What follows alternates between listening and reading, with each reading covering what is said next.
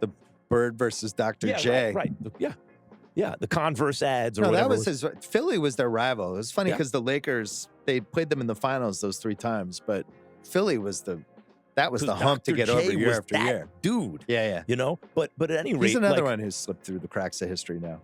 And that's the thing about the players of the past. The media side of the game is something that they would now have to play in order to uphold their image and just kind of propagate it to the masses.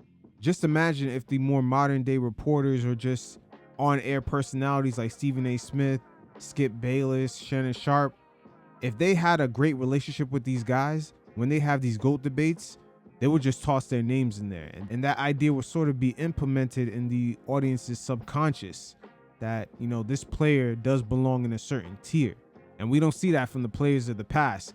That's where Michael Jordan and LeBron, they have mastered the media side of what I like to call the GOAT game. A perfect synergy of just on-court success and also having certain plants within the media to uphold your image as time goes on and the newer generations come in and they sort of don't even consider you to a degree. Yeah, because the ABA, but in the ABA, he was God. You know, I would say the first 6-7 years of NBA in person, he was unbelievable to see in person with like his fucking Freddy Krueger going into the lane with one arm, all that shit. But Bird Nobody and Magic was like were that. like, they were different. They were different. So that's why Yeah. I think Jokic is in that conversation with them because yeah, yes. of what he does. He can completely change the identity of guys who, if they didn't play with him, would have had completely different careers. Look at Russell Westbrook when he went to Denver after that whole Lakers fiasco. Jokic, in a way, sort of revived his image after Jamal Murray kind of started off the season with an injury. That's what great players do. And But, that's a different list. The first time he had a shot at it, he has, if there's a guard on your team who's a B+, but in the playoffs, he becomes an A+. Yeah. And I know Jokic wasn't quite in his prime yet, but you can't rise to that same level in that series. That's like LeBron against Dallas. But he It's a version of it. he loses 2 Murray playoff years because Murray gets hurt right before the playoffs. And as soon as he had a shot, and And they then get they Aaron win. Gordon, they get the right kind of third guy And and everything. honestly, last year, what he did against OKC was pretty amazing just to even drag that series to 7 games. Facts. That does not get talked about enough. The fact that the Thunder had that deep team, and it was really just Jokic out there sort of uplifting the Nuggets and just keeping them in that series. It really shows you how great of a player that he is. And just to flash back in that bubble series against the Clippers, where the Nuggets came back from being down 3-1 against Kawhi and Paul George, that was the rest of the league's warning that Jokic was on his way. At the time, I did put out a video acknowledging this. I'll link in the description below. But yeah, some of the things that he was doing on the court was undeniable. And a few seasons later, Paul George had also alluded that they continuously had no answer for Jokic. Gordon had a big piece of that too. But He's an incredible player, but I'm Jokic. But I'm with you. He's a guy who, like, one championship would make is like Aaron Rodgers. Aaron Rodgers just winning one Super Bowl, it ain't going to cut it in the all-time arguments because his talent suggests, like, wait, you're with Drew Brees and them? You're so much better than those guys, right? it's true. But this is why Curry's 22 is so important. So important because that's the first time he was the best player on Where either he did team it, in a he championship. pulled ever up. There's no way they win unless he goes. I would say the same thing for Kobe Bryant's 2010 championship against the Boston Celtics. That one right there was probably more important than all the other championships he's won combined. He fully solidified himself against a very, very difficult team.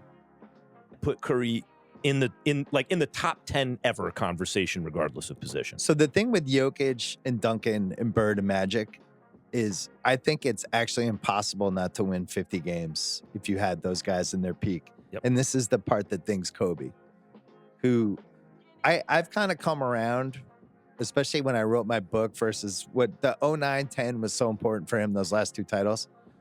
But those middle 3 years in the Lakers when it was like, all right, dude, now you have to carry us. The team's not that good. And they just weren't, even in 06, like when he drags them to 45 wins, There's no 45-win Tim Duncan season. So This right here is really interesting because not every superstar is easy to build around.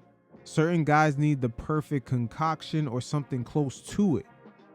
A player like Tim Duncan is very similar to Jokic. You can put a certain cast of guys around him and it could work. I would say the same thing for Kevin Durant in his prime, a player like Patrick Ewing. There's certain stars where you don't have to put that much around them for them to cook. Michael Jordan is another person I would add on to that list. In his final season, The Last Dance, without Scottie Pippen, that team was on a roll. And let me add on this.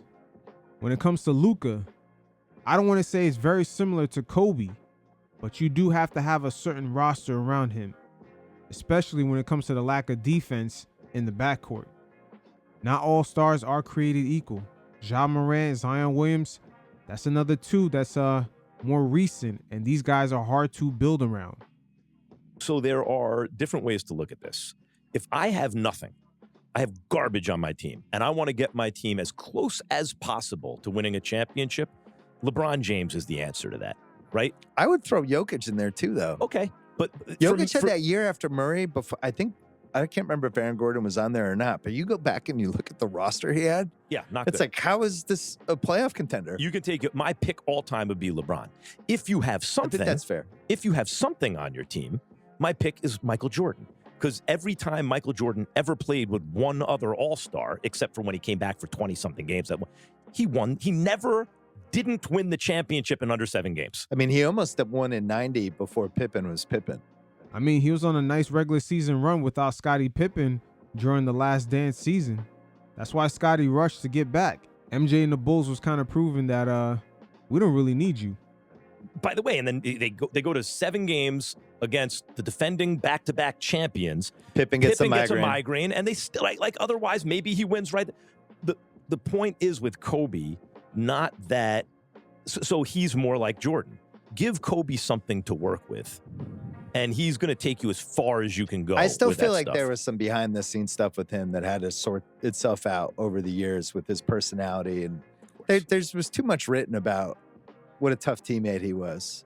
This right here is another factor that kind of gives the international guys more of an edge because they are more coachable.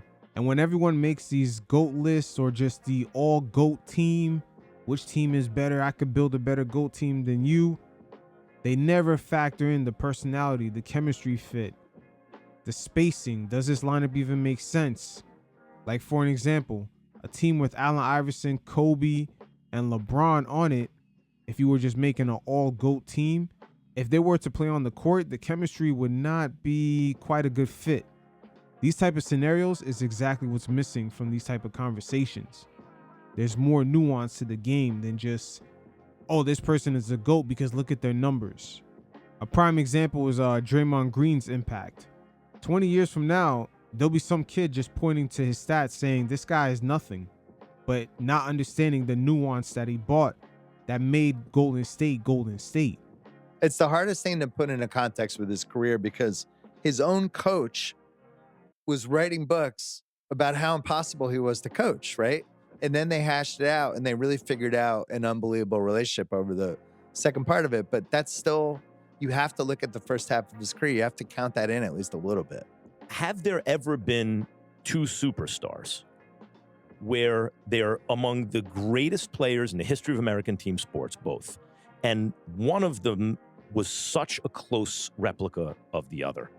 Kobe is in terms of his size, his position, his game, his accomplishments, how effective he was. Well, he also studied Jordan and actually tried to emulate him. 6'6" and play shooting guard and have the same coach and everything. But you have the greatest play. I think Michael Jordan, to me, is clearly and by far the greatest athlete who ever lived. Like, in his sport, the greatest athlete who ever lived.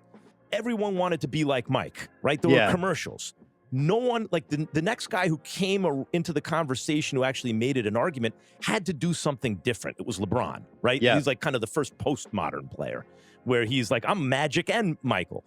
Kobe was some Dr. J. Yeah. Kobe was the only guy really with the guts to say, I'm going to, people misuse the word emulate all the time, right? They think it means imitate, but really it means imitate in a way that surpasses. Yeah. You're trying to surpass the original. Kobe had the guts to try to do the same thing the greatest of all time did, better than the greatest of all time did it. I don't think he got there, but he was basically Michael Jordan. He was like Michael Jordan minus a hair.